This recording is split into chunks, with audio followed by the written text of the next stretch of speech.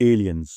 اگر وہ مخلوق جسے سائنس صدیوں سے ایلینز کے نام سے ڈھونڈ رہی ہے وہی یاجوج ماجوج ہوں جن کا ذکر قرآن کریم نے بہت پہلے کر دیا تھا، پہلی نظر میں یہ خیال عجیب لگتا ہے، لیکن جتنا آپ اس بارے میں سوچتے جائیں اتنا ہی سوال مزید دلچسپ ہو جاتا ہے۔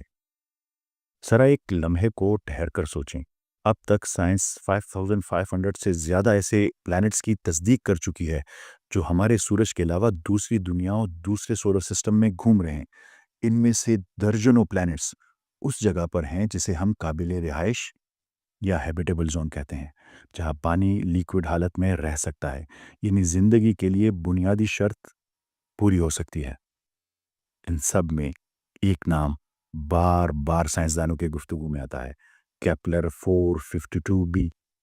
یہ ہمارے زمین سے بڑا ہے، سورج جیسی ہی ایک تیز روشنی والے ستارے کے گرد گھومتا ہے اور اتنے مناسب فاصلے پر ہے کہ وہاں زندگی کے آثار بن سکے۔ اگر کہیں اس کائنات میں زمین کا کزن موجود ہو تو شاید یہی وہ جگہ ہے۔ اور اب بات یہاں سے اور دلچسپ ہو جاتی ہے۔ ہر چند سال بعد ہماری دوربینیں آسمان سے کچھ ایسا پکڑ لیتی ہیں جو سائنسدانوں کو چونکا دیتا ہے۔ کہیں سے آنے والی ریڈیو لہریں کی اچانک تیز جھپٹ، یا دور خلا سے آنے والے دہرائے جانے والے سگنلز جن کا مطلب آج تک پوری طرح سائنس سمجھ ہی نہیں پائی۔ اب کچھ بھی حتمی طور پر ایلینز کا ثبوت نہیں، مگر اتنا عجیب ضرور ہے کہ سائنس اسے بس صرف نظر انداز نہیں کر سکتی۔ جیسے 1977 کا مشہور واو سگنل آج تک ایک معمہ بنا ہوا ہے، نہ اس کا سورس ملا اور نہ اس کا ریزن۔ اور حالیہ برسوں میں تو مزید حیرت انگیز چیزیں سامنے آئیں، جیسے فاسٹ ریڈیو برسٹ FRBs، روشنی کے برسوں کے فاصلے سے آنے والے انتہائی طاقتور لہریں جن میں سے کچھ بار بار وہی پیٹرن دہراتی ہیں، جیسے کوئی دور سے کوئی کوڈ، کوئی میسج، کوئی سگنل بھیج رہا ہو۔ یہ سب مل کر ہمیں ایک ہی سوال کی طرف لے جاتا ہے، اتنی وسیع کائنات، اتنے عجیب اشارے، کیا واقعی ہم اکیلے ہیں؟ یہ وہی سوال ہے، یہ وہی سلسلہ ہے جسے ہم پچھلی 2 قسطوں سے سمجھنے کی کوشش کر رہے ہیں، اور یہ جاننے کی کوشش کر رہے ہیں کہ کیا قرآن کریم نے کہیں زندگی کے زمین سے باہر موجود ہونے کا اشارہ دیا ہے؟ اور اس مقصد کے لیے ہم نے حضرت ذوالقرنین کے سفر کو سمجھنا شروع کیا، اور پچھلی 2 اقساط میں ہم نے اس بات پہ بحث کی کہ حضرت ذوالقرنین نے اپنے 2 حیران کر دینے والے سفر مکمل کر لیے۔ دونوں دفعہ وہی سبب، وہی الہی راستہ، ایک ایسا کاسمک روٹ جو انہیں آگے کھینچتا ہے، ایک ایسا راستہ جن پر ان کا کوئی اختیار نہیں، جو انہیں ایسے لے جاتا ہے جیسے گریوٹی روشنی کو کھینچ لیتی ہے۔ آج ہم ان کے تیسرے سفر کے بارے میں بات کریں گے۔ ان کے تیسرے سفر میں وہ ایک ایسی جگہ پہنچتے ہیں جسے قرآن کریم بین السدین کہتا ہے، یعنی 2 پردوں یا 2 رکاوٹوں کے درمیان۔ عام طور پر لوگ فوراً اسے پہاڑ سمجھ لیتے ہیں، مگر عربی لفظ خود اتنا سادہ نہیں۔ قرأت میں فرق کے مطابق یہ لفظ سدہ بھی ہو سکتا ہے، یعنی ایسا پردہ، دھند، بادل یا غیر مرئی رکاوٹ، اور سدہ بھی ہو سکتا ہے، یعنی ٹھوس دیوار۔ یہی لفظ سورہ یاسین میں بھی آتا ہے، جہاں اللہ تعالیٰ فرماتے ہیں کہ ہم نے ان کے آگے اور پیچھے ایک سدہ بنا دی ہے۔ ظاہر ہے کہ وہ اینٹوں کی دیوار نہیں تھی، بلکہ ایک ایسی رکاوٹ جو نظر کو اور شعور کو دھندلا دے۔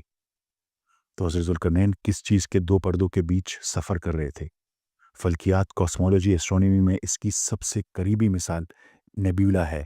گیس اور گرد دھول کے دیو ہیکل بادل، روشنی کو نگل لینے والے، اندر سے چمکتے ہوئے، کبھی ایک دوسرے کے سامنے 2 عظیم پردوں کی طرح کھڑے ہیں، جیسے ہماری یونیورس میں ڈبل ہیلکس نیبیولا۔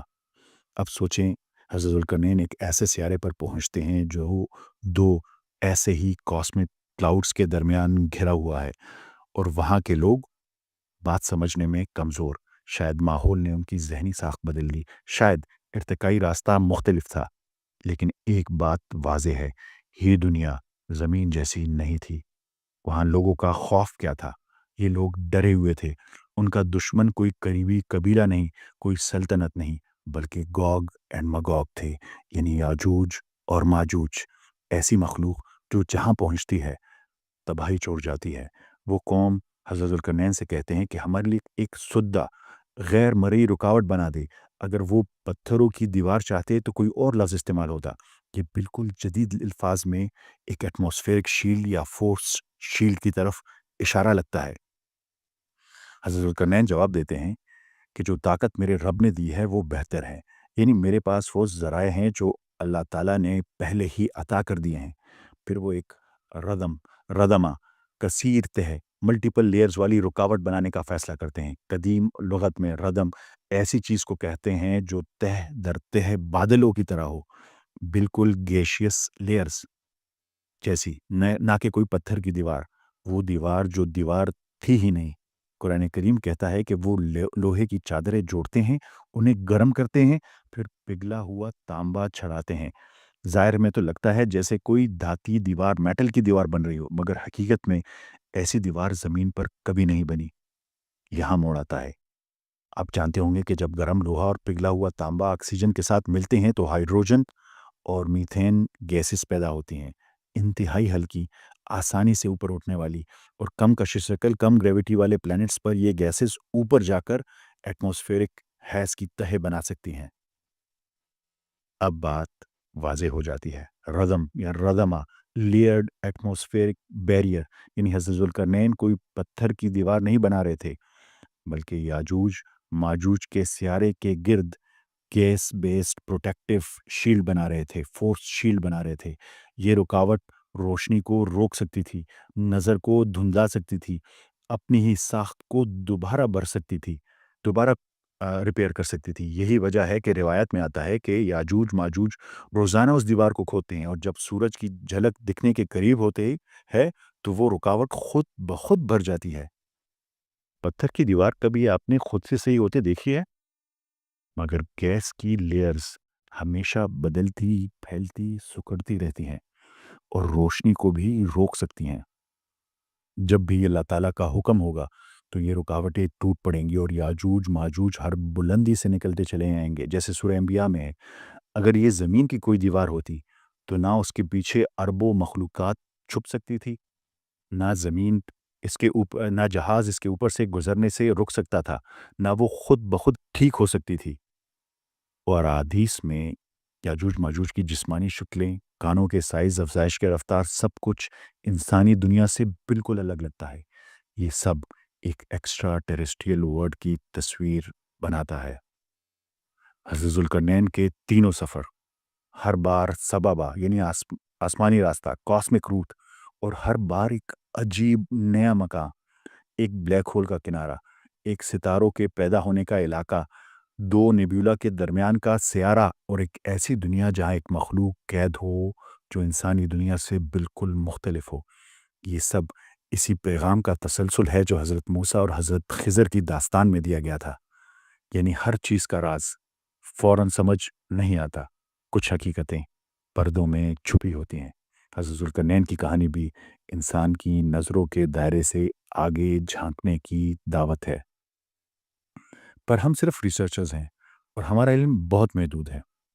ہم تو بس اس حکم الہی پر چلنے کی کوشش کر رہے ہیں جس میں اللہ تعالیٰ ہم سے فرماتا ہے، افلا یتدبرون القرآن، کیا یہ لوگ قرآن کریم میں غور و فکر نہیں کرتے؟ سورہ نساء کی آیت نمبر 82. اس کے علاوہ جگہ جگہ پہ فرمایا، بے شک آسمان اور زمین کی تخلیق میں عقل مندوں کے لیے بڑی نشانیاں ہیں، جیسے سورہ آل عمران کی آیت نمبر 190 میں. ہم انہی دو دروازوں سے سیکھنے کی کوشش کر رہے ہیں، یعنی ایک قرآن کی آیات سے اور دوسرا کائنات کی آیات سے. جتنا سمجھ آیا وہ آپ کے سامنے رکھ دیا، لیکن اصل اور کامل علم وہ صرف اللہ تعالیٰ کے پاس ہے. اللہ تعالیٰ ہماری کوتاہیوں کو معاف کرے اور ہم سب کو اس راستے پر لگائے جس پہ اللہ ہم سے راضی ہو. آپ سب کی سماعتوں کا بہت شکریہ. ملتے ہیں اگلی قسط میں. اللہ حافظ.